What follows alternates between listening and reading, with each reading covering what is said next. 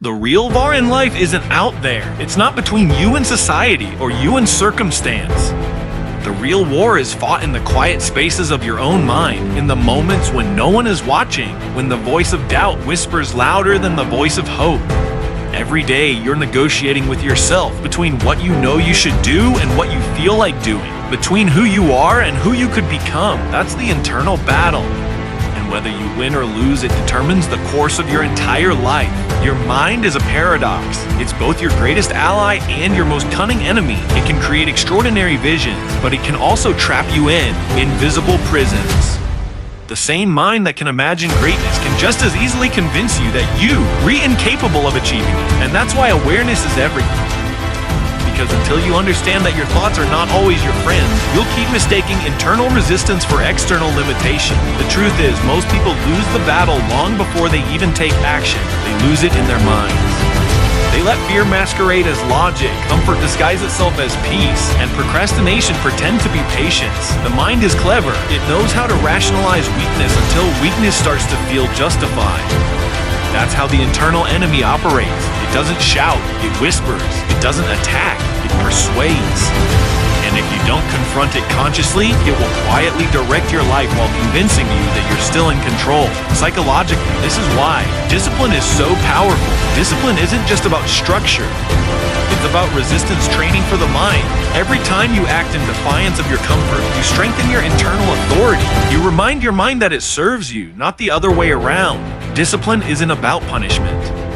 It's about reclaiming territory within yourself that's been occupied by chaos. Because make no mistake, chaos will always invade where order is absent. Think of your mind like a battlefield divided between two forces, one that seeks progress and one that seeks ease. The part of you that seeks progress is rational, purposeful, and oriented toward growth. The part that seeks ease is emotional, impulsive, and addicted to safety. Neither side is inherently evil. Both are necessary. But the question is, who's in charge? Because if emotion leads and reason follows, you live in reaction. But if principle leads and emotion follows, you live with intention. That's the first real victory in the internal battle, learning to lead yourself.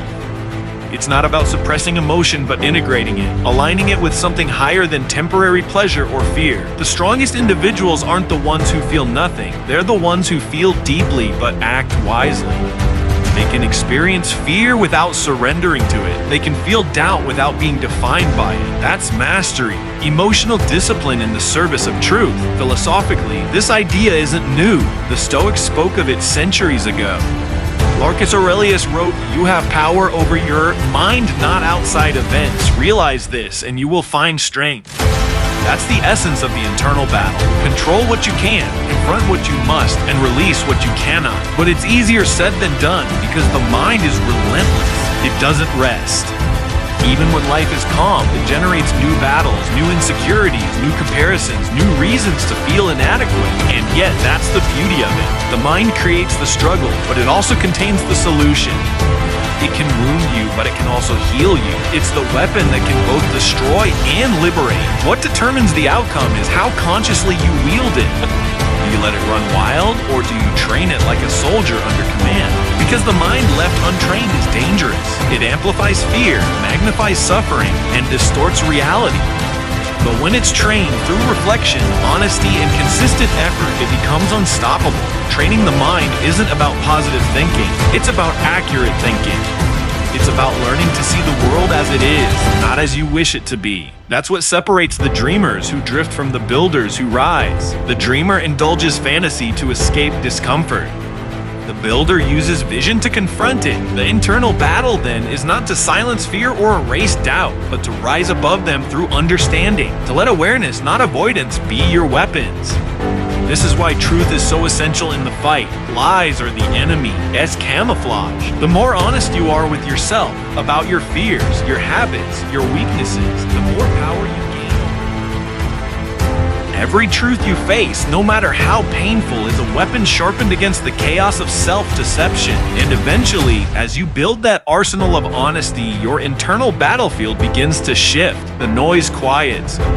the doubts lose their authority. And in that silence, clarity emerges, the kind of clarity that gives birth to direction and purpose. But don't mistake victory in this battle for perfection. You will lose ground. You will fall into old patterns. You will battle the same demons again and again, but each time you rise a little stronger. You gain experience, you gain wisdom, and slowly you begin to understand that the point of the internal battle isn't to eliminate struggle. It's to learn how to fight well. Courage with discipline, with integrity, because life will never stop testing you. But once you've fought and won within, the external challenges lose their power. You no longer crumble when things fall apart, because you've already rebuilt yourself from the inside out. You've seen your own darkness and chosen to stand anyway, and that act of standing is the essence of strength. So remember this, the mind is both the battlefield and the weapon. If you neglect it, it will turn against you, but if you master it, it will fight for you. The war never truly ends, but each victory within you brings order to the chaos around you.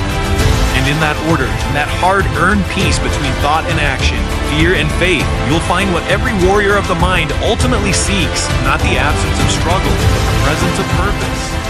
That's how you win the eternal battle. Victory in life doesn't come from conquering the world outside of you. It comes from mastering the world within you. You see, most people are fighting the wrong battles. They think the enemy is their circumstances, their critics, their lack of opportunity, or the unfairness of life. But that's a distraction. The real challenge, the one that defines who you become, is internal. It's the constant tug of war between what's easy and what's meaningful, between the part of you that seeks comfort and the part that craves growth. And until you learn to win that war within, no external victory will ever bring peace. The problem is that we live in a world that rewards external success more than internal mastery. People chase validation, wealth, and recognition as if those things can silence the turmoil inside them. But the truth is, no amount of achievement can fix a disordered soul. If you can't master your impulses, your emotions, your habits, if you can't stand firm when your mind begins to turn against you, then all your victories will eventually crumble under the weight of your own instability. Real success is not about control over others. It's about control over yourself. Self-mastery isn't a single decision, it's a continuous process. It's the daily act of choosing discipline over indulgence, clarity over confusion, order over chaos. It's doing what you know is right, even when every fiber of your being resists it. That's why it is so difficult. Because it requires self-honesty, the kind that strips away every illusion of who you think you are, exposing who you truly are. And that's painful. No one enjoys facing their own contradictions. But the person who dares to see themselves clearly is the one who begins to change.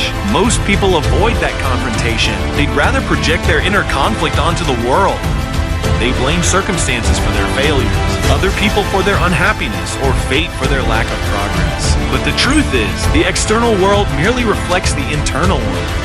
If you are undisciplined inside, your outer world will be filled with disorder. If you are resentful within, your environment will seem hostile. But if you cultivate strength, clarity, and integrity within yourself, that order begins to shape the world around you. And this is why victory through self-mastery is so powerful, because it's transferable. When you learn to govern your own mind, you naturally begin to influence the world in constructive ways. You stop reacting impulsively. You become deliberate. You begin to speak truthfully, act with conviction, and carry yourself with the quiet confidence that comes from discipline. You become someone who brings order wherever you go. That's what real leadership looks like, not dominance, not authority, but alignment between thought, word, and action. But don't romanticize the process. Mastery is born from struggle. You don't wake up one morning enlightened and composed. You stumble, you fail, you fall back into the same mistakes over and over until you finally understand that growth is not about perfection, it's about persistence. Every time you resist a destructive impulse, every time you push through discomfort, every time you stay grounded when you want to give up, that's progress. Those small internal victories are what build character, and character is what sustains greatness. Think about it. You can't control everything that happens to you. You can't control the economy, other people, opinions, or the randomness of life. But you can control how you respond.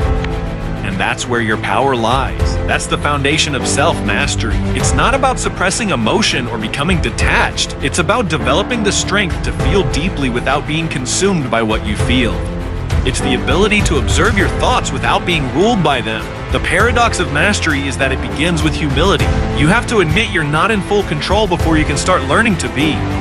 You have to accept that there are parts of you that are chaotic, emotional, resentful, and weak, and instead of denying them, you integrate them. You bring them into awareness, discipline them, and transform them into strength.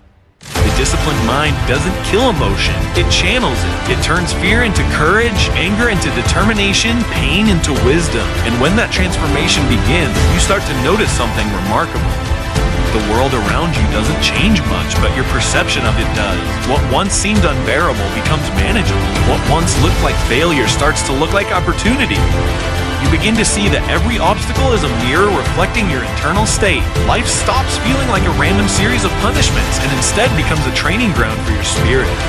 Every difficulty, every setback, every disappointment, it all becomes part of the process of refining who you are. That's why the internal battle is safe. It's not something to avoid or resent.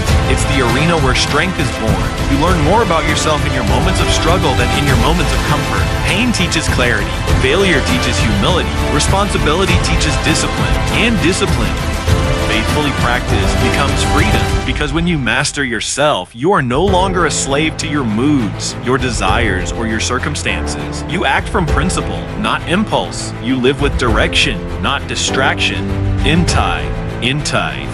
So remember this, you don't win the internal battle once and for all. You win it daily, through small choices, through quiet integrity, through the decision to keep showing up, even when no one is watching.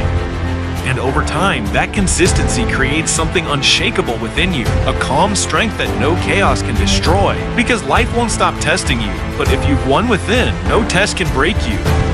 You'll move through the world not seeking control, but embodying it. You'll realize that self-mastery is not the end of the battle, it's the beginning of peace. And that's where true success begins.